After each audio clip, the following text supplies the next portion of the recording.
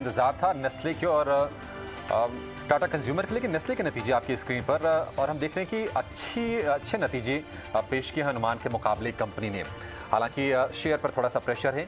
1094 करोड़ रुपए का एबिटा दर्ज किया है, आय 3981 करोड़ रुपए से बढ़ा और मुनाफा जो है 595 करोड़ रुपए के आसपास का अनुमान था, लेकिन उसके मुकाबले अच्छा दमदार नतीजे पेश किए हैं कंपनी ने। ये बढ़ के 736 करोड़ रुपए हुआ है। ये थोड़ी सी गड़बड़ी हमारे स्क्रीन पर जो आंकड़े आपको दिख रहे हैं, लेकिन मुनाफा 595 करोड़ से बढ़कर 736 करोड़ रुपए पर आया है। नतीजों को थोड़ा सा विस्तार से समझते हैं और नतीजों के बाद अब शेयर में किस तरह का एक्शन दिखेगा, ये समझाने के लिए हमारे साथ शेयर खान के कौस्तुभ पावस्कर हमारे साथ जुड़ गए हैं। कौस्तुभ, बहुत शुक्रिया आपका समय देने के लिए।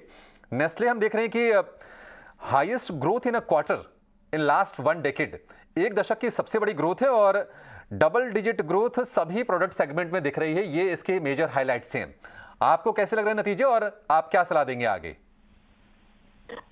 नेस्ले के नतीजे हमारे और स्ट्रीट के अनुमान से बेहतर आए हैं।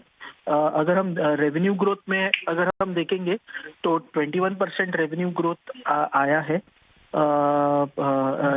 रेवेन्यूज में, जो हमारे और स्ट्रीट एक्सपेक्टेशन से बेटर था। एबिटा मार्जिन्स की बात करेंगे तो एबिटा मार्जिन्स क्लोज टू 22.7% आया है, जो हमारे और स्ट्रीट के अनुमान के आसपास है। बिकॉज एक्सपेक्टेशन था 23% के आसपास एबिटा मार्जिन आया था। और ये क्वार्टर में हमने देखा है कि जो कमोडिटी प्राइसेस है जैसे वीट, बार्ली और मिल्क, उसका इन्फ्लेशन काफी ज्यादा था। तो उसके सामने अगर एबिटा मार्जिन हम देखेंगे तो ठीक ठाक एबिटा मार्जिन है। हालांकि there is a decline in EBITDA margin on Y basis, but it was anticipated and EBITDA margin largely in line with expectation आया है। और पैड भी अगर हम देखेंगे कि जो आया है ये क्वार्टर में, वो better than what we and street were expecting for the quarter at around 736 crore. So अगर हम देखेंगे तो ओवरऑल परफॉर्मेंस अच्छा है। अभी सिर्फ यही जानना है कि वॉल्यूम ग्रोथ कैसे कंपनी ने किया हुआ है। मुझे लग रहा है कि वॉल्यूम ग्रोथ जो स्ट्रीट एक्सपेक्टेशन था 3 to 4% वॉल्यूम ग्रोथ, शायद थोड़ा बहुत उससे मतलब बेटर आ सकता है। बट ये we need to get more on this from the management. से एक चीज जानेंगे कि क्योंकि मार्जिन में थोड़ा सा हम प्रेशर देख रहे हैं। हालांकि कंपनी की जो कमेंट्री आई, उनका कहना है कि जो की रॉ मटेरियल है, जो कि खाद्य तेल है या फिर गेहूं की कीमतें हैं, उसमें थोड़ी कमी आ रही है। हालांकि दूध जो एक उनका बड़ा रॉ मटेरियल है, उसकी कीमतें थोड़ी सी ऊपरी स्तर पर हैं। आपको लगता है कि मार्जिन वाला प्रेशर भी जो तिमाही चल रही है इसमें दूर हो जाएगी?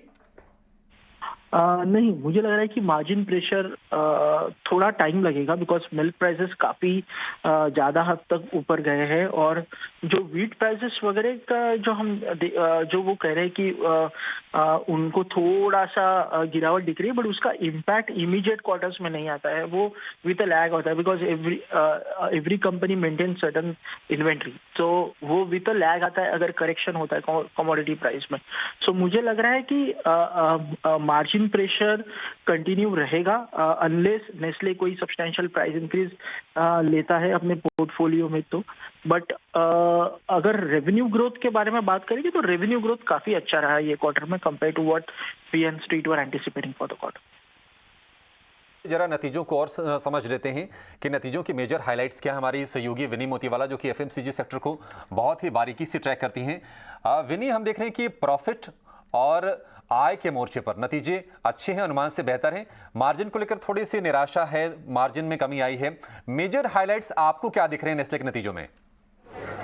एब्सोल्युटली। तो पहले जो रेवेन्यू और आय की बात करते हैं, वहाँ पे तो स्ट्रॉन्ग ग्रोथ दिखी है, मच बेटर देन एक्सपेक्टेशन थी। जो हमारा पोल था उससे काफ़ी अच्छी आई हुई है और रेवेन्यू ग्रोथ आया हुआ है 4830 करोड़, जो है growth year on year basis पे देखें तो 21% से ज़्यादा की ग्रोथ हुई है रेवेन्यू में।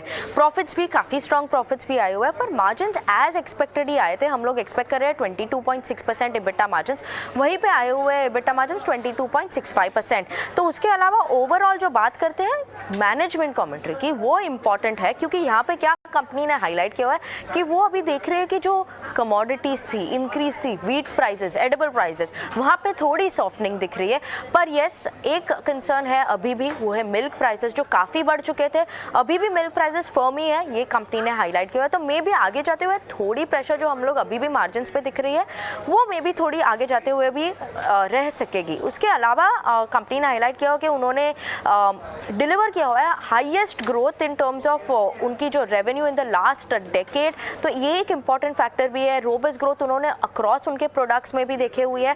और रूरल ग्रोथ पे कंपनी ने कमेंट्री दी हुई है कि रूरल ग्रोथ भी कंपनी जो देख रही है, रूरल ग्रोथ प्रेस रिलीज में उन्होंने बताया कि रूरल ग्रोथ स्ट्रांग थी, वहाँ पे रोबस्ट ग्रोथ भी थी और मेनली वॉल्यूम लेड ग्रोथ भी रूरल में दिख रही थी कंपनी को। तो यस, रूरल ग्रोथ भी यहाँ पे पहली जो एफएमसीजी कंपनी रिपोर्ट किया है, अच्छी ग्रोथ दिख रही है उनको, rural growth. All in all अच्छे नंबर्स आए हुए हैं ईटी नाउ पोल के हिसाब से। ठीक है, एक और एक्सपर्ट जियोजित बीएनपी पारिवा के गौरांग शाह हमारे साथ जुड़ गए हैं। गौरांग सर, बहुत शुक्रिया आपका समय देने के लिए।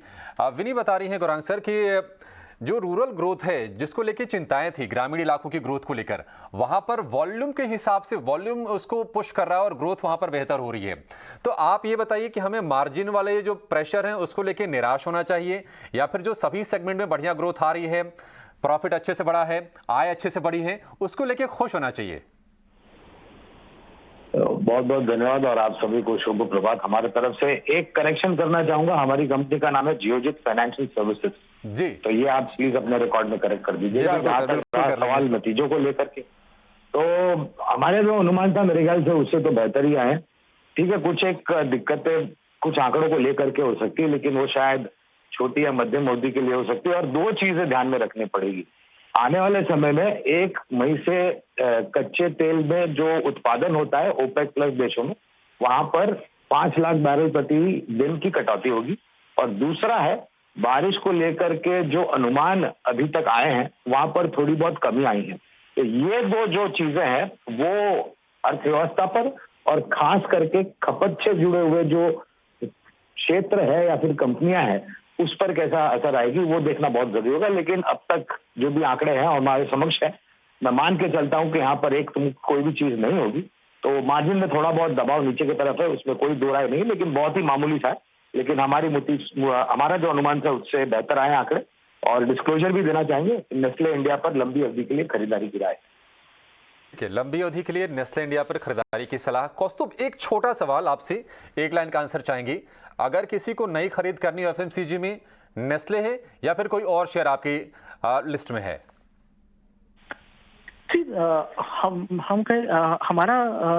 हमारे प्रेफर्ड पिक्स में ऑब्वियसली नेस्ले है, आईटीसी है। बिकॉज आईटीसी हमने देखा कि पिछले कुछ महीनों में क्वार्टर्स में काफ़ी अच्छा परफॉर्मेंस किया है। स्टॉक ने परफॉर्मेंस भी स्टॉक प्राइस का अगर परफॉर्मेंस भी देखेंगे तो वो भी काफ़ी अच्छा है। ये क्वार्टर में भी हमें लग रहा है कि आईटीसी अच्छा परफॉर्म करेगा। वैल्यूएशन पॉइंट ऑफ व्यू से देखेंगे तो सम ऑफ द लार्ज कंपनीज के अगेंस्ट आईटीसी काफी डिस्काउंट में ट्रेड कर रहा है। और मुझे लग रहा है जी जो मोमेंटम दिख रहा है हमें सिगरेट बिजनेस में, नॉन सिगरेट एफएमसीजी बिजनेस में, होटल बिजनेस में, आईटीसी को पुश करेगा। आईटीसी में अच्छी तेजी हमने देखी भी है। तो आपको अगर 20,400 वाला अगर नेस्ले नहीं लेना है तो सिर्फ 400 वाला आईटीसी लेके भी आप काम चला सकते हैं। अच्छी आपको वहां पर मुनाफा हो सकता है।